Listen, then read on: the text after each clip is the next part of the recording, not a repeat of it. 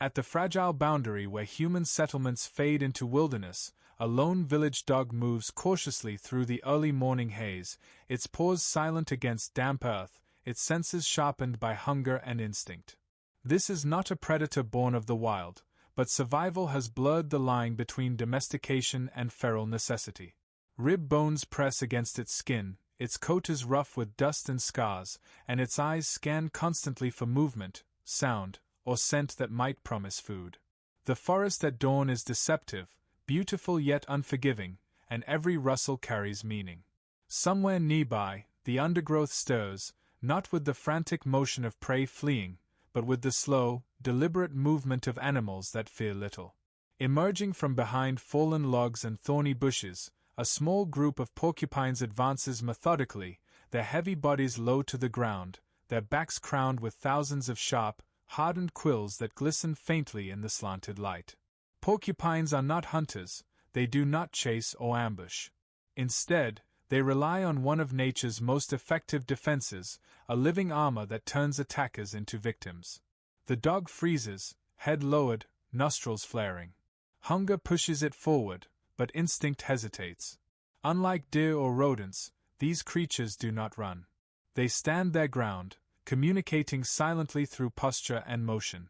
The porcupines cluster together, presenting an unbroken wall of spines, their tails twitching slightly, teeth clicking in a subtle but unmistakable warning.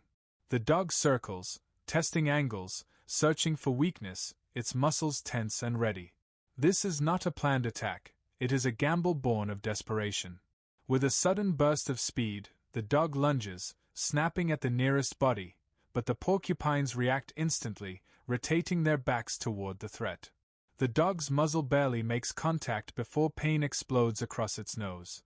It recoils sharply, shaking its head, confused and shocked. Quills do not shoot outward, as myth suggests, but they detach easily upon contact, embedding themselves deep into flesh. The forest falls silent again, broken only by the dog's labored breathing. The porcupines remain unmoved, uninjured, their defense already successful. In the wild, hesitation is dangerous, but recklessness is often fatal. As minutes stretch into tense stillness, the standoff continues, illustrating a fundamental truth of wildlife conflict. Not all battles are about strength or speed. The dog paces restlessly, frustration building, saliva dripping from its mouth, eyes locked on the porcupines as if willpower alone might turn them into something softer, something edible. The porcupines, however, conserve energy, barely shifting their position, aware that time favors defense.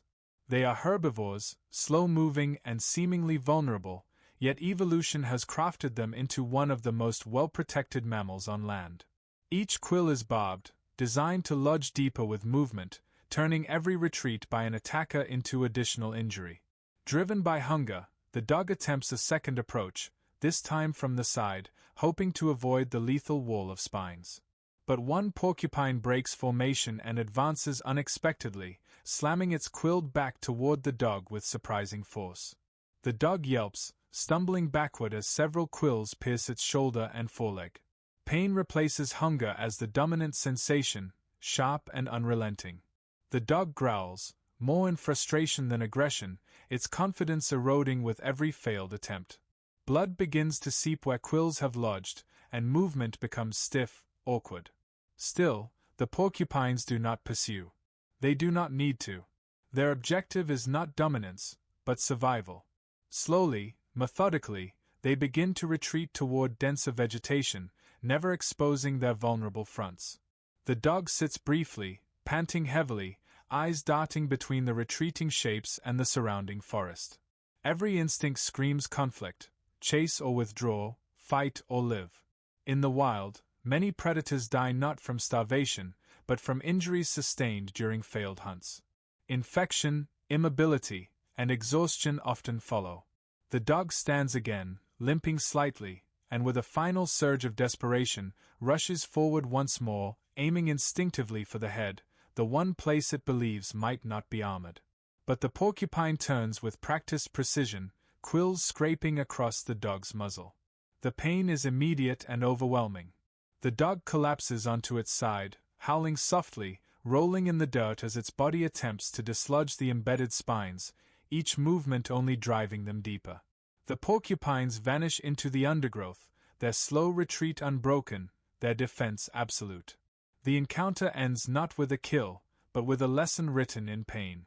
As sunlight finally breaks through the canopy, illuminating the forest floor, the aftermath of the encounter becomes clear. The porcupines are gone, leaving no trace except disturbed leaves and a lingering sense of tension in the air. The dog lies still for a moment longer, chest rising and falling rapidly, before slowly forcing itself upright. Each step sends fresh waves of pain through its body, quills protruding from its flesh like cruel reminders of a mistake it will not soon forget. Limping toward the direction of human shelter, the dog retreats from the wild, carrying with it the cost of hunger-driven risk. This encounter highlights a